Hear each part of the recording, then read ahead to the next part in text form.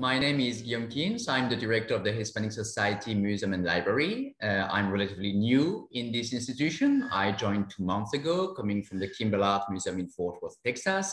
And before that, I served in the Louvre in Paris during 9 years as curator of Spanish, Portuguese, and Latin American art, which is my area of expertise. Today, it's my great pleasure and honor to welcome Niria Leyva-Gutierrez. I'd like to thank her for being with us, and I'd like to thank all of you for tuning in to what is promising to be a stimulating conversation about a very exciting project, the opening of a murals exhibition at the Hispanic Society titled Latinx Diaspora, Stories from Upper Manhattan. So the show features 4 different works by 4 different but equally great artists: Carlos Jesus Martinez Dominguez, Dister Rondon, Danny Peguero, and Carla Torres. It occupies a section of our terrace on Broadway, the one you see behind me on your screen.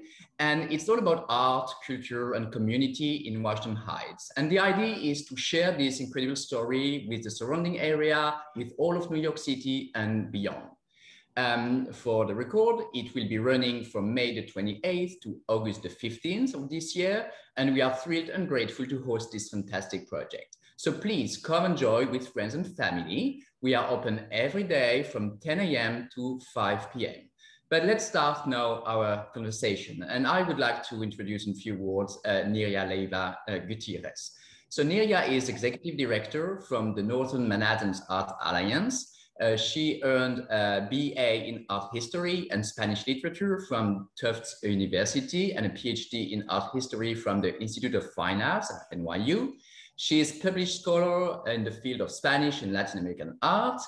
She has served as a curator and museum advisor around the country and as an art history professor for 20 years before joining NoMAA in 2020, where she currently serves as executive director. And we are very lucky to have her with us in Washington Heights.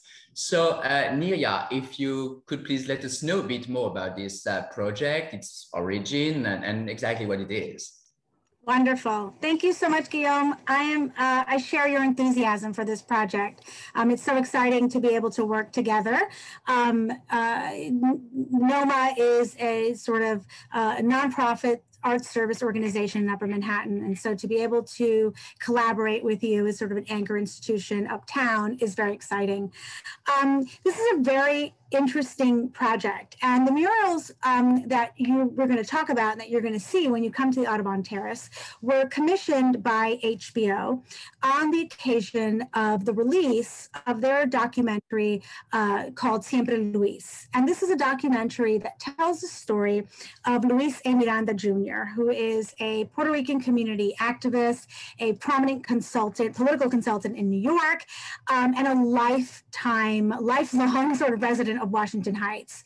Even more importantly, perhaps for us here, is that he is a champion and supporter of the arts, and he has been for so many years. And so when HBO expressed to him an interest in a project that would coincide with the release of this documentary, he immediately thought about his neighborhood. He immediately thought about the artistic community uptown, and asked HBO to reach out to NoMAA to work on a public arts commission, a mural, sort of a large-scale mural that would look at the Latinx immigrant community in Washington Heights, and the arts and culture that have developed over decades in this community. And for anyone who has been in Washington Heights, you know that. You know that this is an extraordinarily vibrant artistic community. And so we immediately got in touch, and the project was fast and furious. I mean, I think this was like the end of August, and the turnaround time was something like 4 weeks. And so we sent out a call to invited artists, and we immediately received dozens of submissions, artists really interested in working in this project.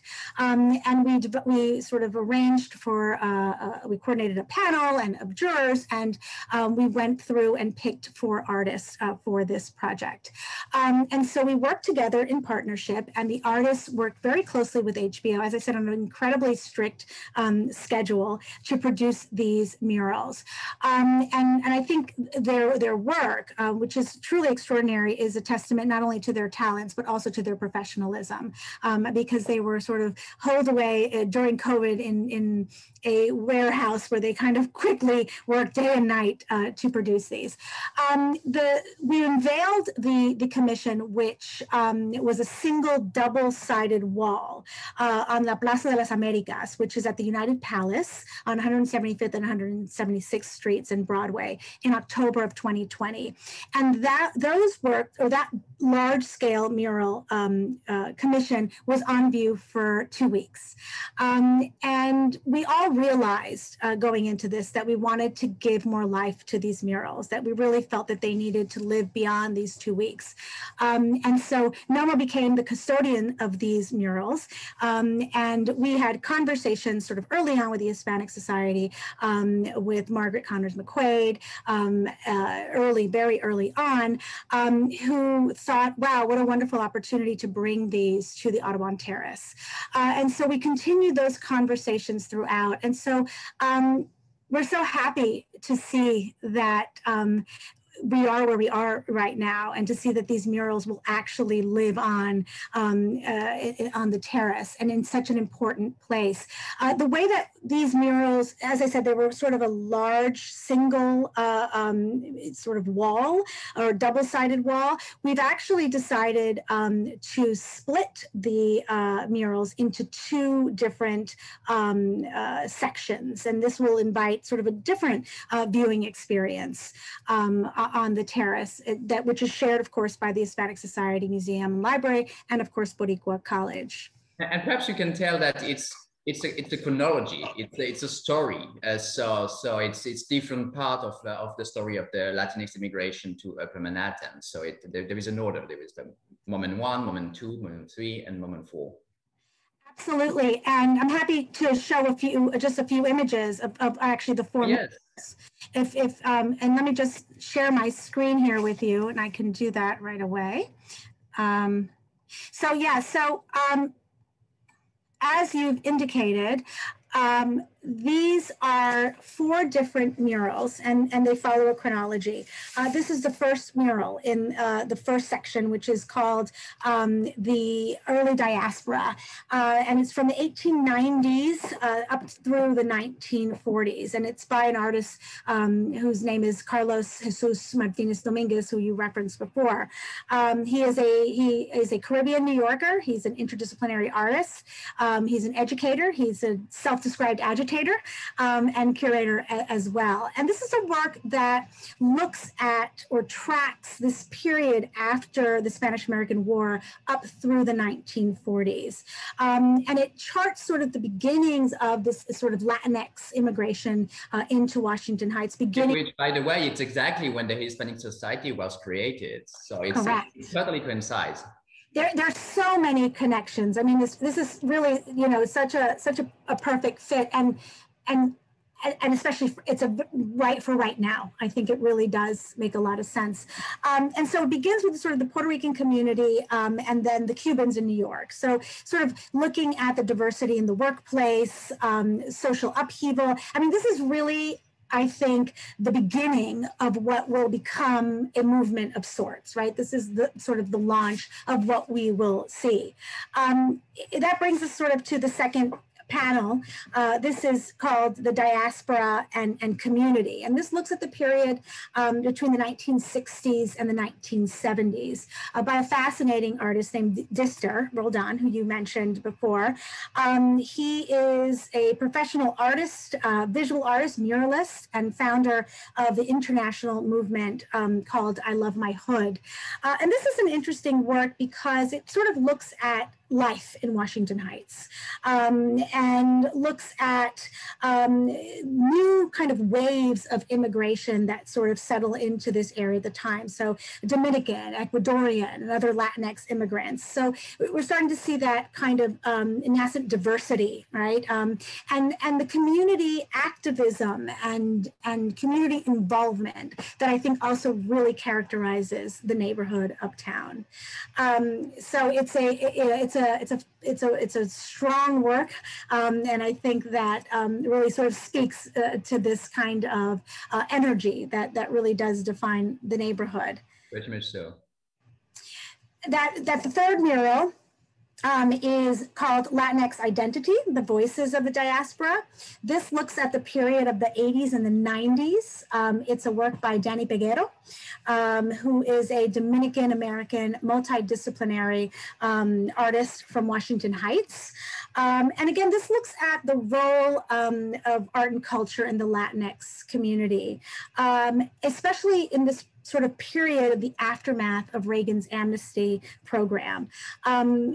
Looking at music, looking at cultural expression. And of course, you know, the 80s and 90s is a backdrop, which is such a dynamic period in New York and certainly in Washington Heights. I think in general, this mural really captures, as I said, sort of the era. You know, we see a lot of the music and sort of the community, which I think is such an important part of all of these works, right? Really defines, and I think defines, you know, our collaboration, right? This idea of community. Our fourth mural, this is the final mural, is called The New Diaspora, Hurricane Maria. And this is by an artist, Carla Torres, who is also a multidisciplinary artist, born and raised in Quito, in Ecuador. And she's been in New York since 2006. And she has exhibited her work widely across this country and also abroad. She was also NoMAA's winning poster design submission from last year. So if you're familiar with NoMAA, you will see that that is her work.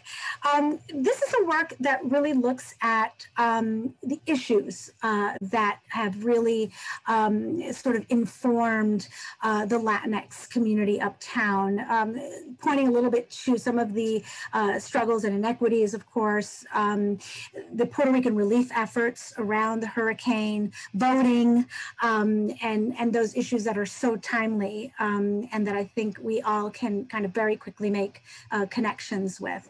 So that's sort of, you know, a kind of overview of what these works are all about.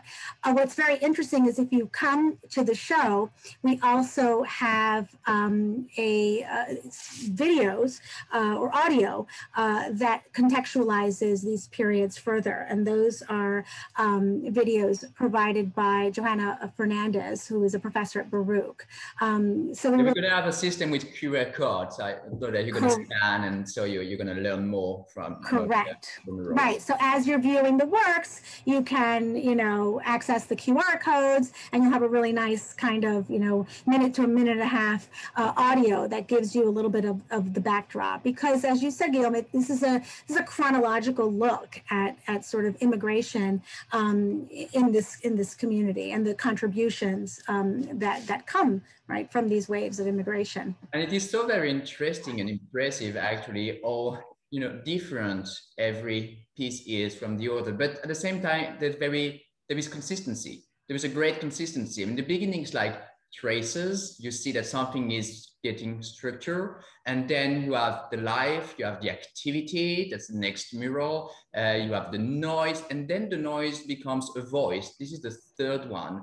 And then the voice becomes a visibility, become faces, and this is the last one. So I mean, it's very moving and very strong, very powerful, the story that it tells, because it's not only a story told in words, it's a story told in image, in color, and again the color are very, very striking, and it will create a very great contrast on the terrace with the grayish building of Boricua College and the Hispanic Society. So it will, you know, it will bring a great visual noise, a great artistic music suddenly in this kind of quiet terrace. So I mean, I think we're all welcoming that, and we all want to hear this story and to listen to this artistic music.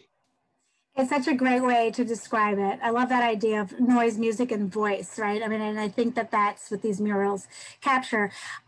You know, and I think Washington Heights in general, and this, is coming from someone who has very deep roots in the community. My family left Cuba in the early 1960s and settled in Washington Heights, and were there for decades and decades. But I would say that, every neighborhood in New York certainly has its own unique relationship to immigration. But there's probably no neighborhood that has so strong a link to Latin American immigration from a number of different countries, as does Washington Heights. And so, having this event at the Hispanic Society, which is, a repository of so much history about Latin America, right, and about the broader Hispanic world, in partnership with NoMAA, an organization that supports contemporary artists and arts organizations, right, so much of whom are Latinx, is really a perfect fit.